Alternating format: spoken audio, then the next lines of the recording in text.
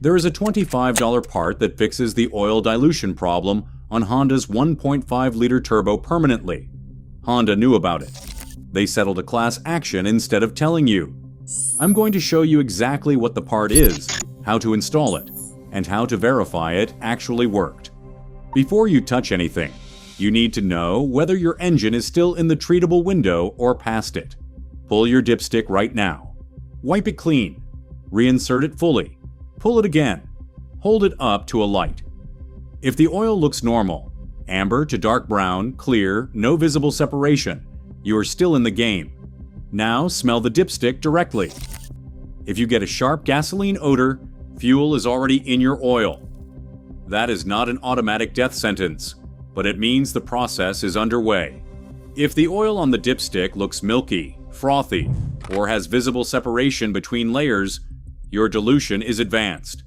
The fix still applies, but you need an oil analysis before you do anything else. Send a sample to Blackstone Laboratories and get an actual fuel percentage. If the result comes back above 5% fuel content, change your oil immediately before doing the repair. Above 10%, you're looking at accelerated bearing wear and possible timing chain damage. You need to know where you stand before you proceed. Here is what is actually happening inside that engine. Direct injection sprays fuel directly into the combustion chamber instead of into the intake port. During cold starts, Honda's system also activates piston cooling jets. They spray oil to manage heat and prevent low-speed pre-ignition. Both the direct injection process and the resulting combustion byproducts create hydrocarbon vapor inside the crankcase. The PCV system is supposed to vent that vapor out and route it back into the intake to be burned. On every port-injected Honda engine before this one, the PCV orifice was large enough to handle the vapor load. On the 1.5 turbo, Honda installed a plastic PCV valve with a 0.08-inch orifice. It cannot pass the volume of vapor that direct injection generates, especially on cold starts and temperatures below freezing. The vapor backs up. It condenses. It drops into the oil sump. You end up with gasoline dissolved directly into your motor oil. And motor oil with fuel in it does not lubricate. It shears off the protective film on your bearings. It accelerates timing chain stretch. It kills the engine slowly and quietly. And it does it fastest in exactly the climates where people depend on these cars most. Cold winters, short trips, stop-and-go commutes, where the engine never fully heat soaks. Honda's response was a warranty extension buried in TSB 20-062, issued in July of 2020, nearly 4 years after the engine launched. That bulletin extended coverage on the valve cover and PCV component to 10 years or 120,000 miles, and told dealers to shorten oil change intervals to 5,000 miles in cold climates. That is the official fix. Change your oil twice as often and hope the engine outlasts the warranty. They never issued a recall. They never retrofitted the better injector spray pattern from post-2021 models back to the affected vehicles. In China, they recalled approximately 350,000 to 380,000 units.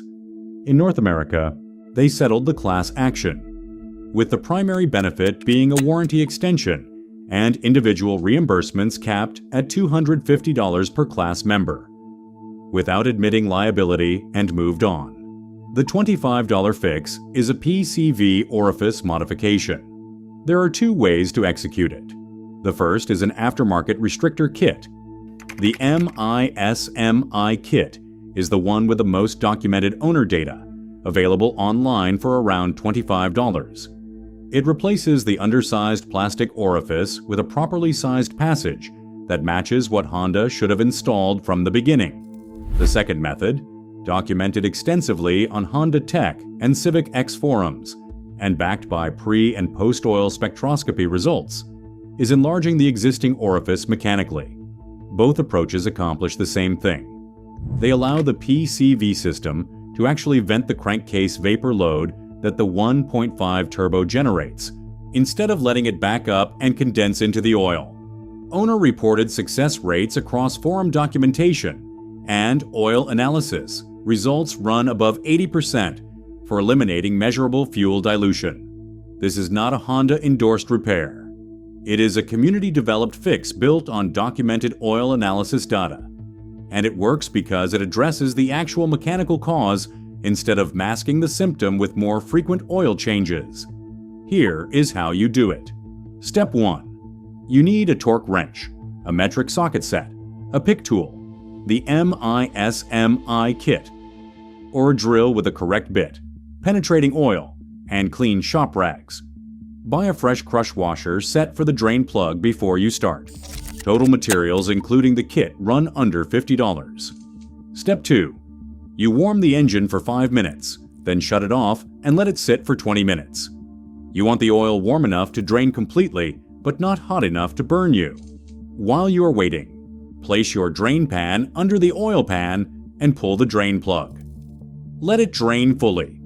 Do not rush this. You are doing a full oil change as part of this procedure. There is no point in modifying the PCV and leaving diluted oil in the engine. Step 3. You locate the valve cover.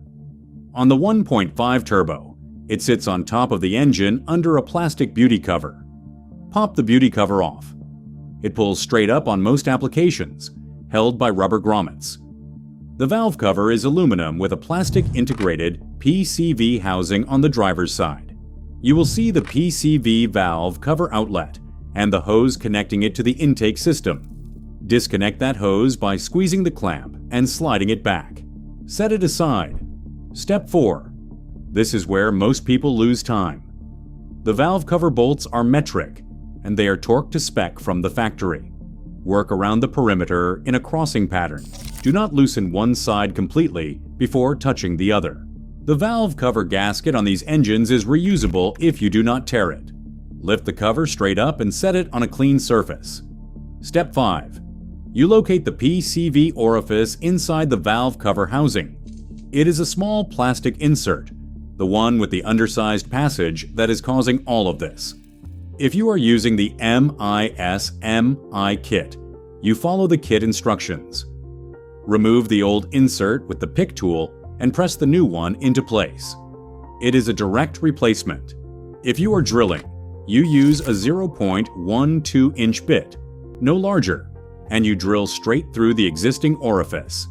Clean the debris completely before reinstalling. Metal or plastic shavings in the orifice or loose inside the valve cover will cause immediate problems. Step 6. Inspect the valve cover gasket before you reinstall. Run your finger along the full perimeter. If it is cracked, compressed flat, or has any section that does not spring back when you press it, replace it. A new valve cover gasket. For the 1.5 turbo runs, about $18. Do not skip this inspection. A leaking valve cover gasket on a turbo engine will pull unmetered air into the intake and give you a lean condition at idle. Step 7. You reinstall the valve cover and start every bolt by hand before torquing any of them. Torque in the crossing pattern to 8 Newton meters, just under 6 foot-pounds. These are small bolts going into an aluminum cover. Do not over-tighten. Reconnect the PCV hose and verify the clamp is seated fully. Step 8. You fill the engine with fresh oil. Honda specifies 0W20 for this engine. Use full synthetic. If you are in a cold climate, below freezing regularly, this is non-negotiable. Thin conventional oil in a dilution-prone engine accelerates bearing wear in exactly the conditions that cause dilution in the first place. Fill to the full mark on the dipstick. Start the engine. Let it idle for 2 minutes. Shut it off. Wait 3 minutes for the oil to drain back down, and check the level again. Top off if needed. Here is where most people fail on this repair. They do the modification and then keep the same oil change interval they had before. Do not do that. For the first 3,000 miles after the repair, you change the oil again and send a sample to Blackstone. You are verifying that the modification actually reduced dilution in your specific driving pattern. Most owners who do this see fuel content drop from measurable levels down to trace amounts or zero. If your second analysis still shows significant fuel content, you have a secondary issue, possibly a leaking fuel injector or a failed injector seal, and the PCV modification alone will not solve it. The cost math is direct. Parts and oil for this repair, under $50 total if you do it yourself. Dealer labor to remove a valve cover on this engine runs $400 to $600 before parts. A full engine rebuild after catastrophic bearing failure from advanced dilution, $5,000 to $8,000. Powertrain replacement, $8,000 to $12,000. The modification costs $50 and 2 hours on a Saturday. The alternative is rolling the dice on a repair bill that can exceed the value of the car. There is one hard limitation to state clearly. If your engine has already spent significant time running oil with more than 10% fuel dilution, the bearing surfaces may already be compromised. The PCV fix stops new dilution. It does not reverse bearing wear that has already occurred. If you have been driving this vehicle for years with a gasoline smell from the dipstick and no oil changes more frequent than 10,000 miles, you need that Blackstone analysis before deciding whether the fix is worth doing or whether you're looking at a preemptive rebuild. This engine was sold as a fuel economy upgrade. In the right conditions, warm climates, highway miles, frequent long trips, it can deliver on that promise.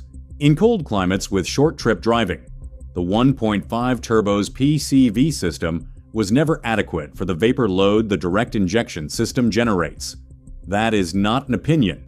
That is in the class action exhibits. That is in the allegations contained in internal Honda memos entered into litigation. That is in the NHTSA complaint database, with thousands of entries across affected model years. The fix exists. Honda documented their awareness of the problem. The owners found the solution themselves. Every specification, part number, orifice dimension, and torque value we covered today is compiled in the complete field reference linked in the description. We keep our own wrenches turning on these cars because the dealer's answer was shorter oil changes and a warranty that expired before the problem fully showed up.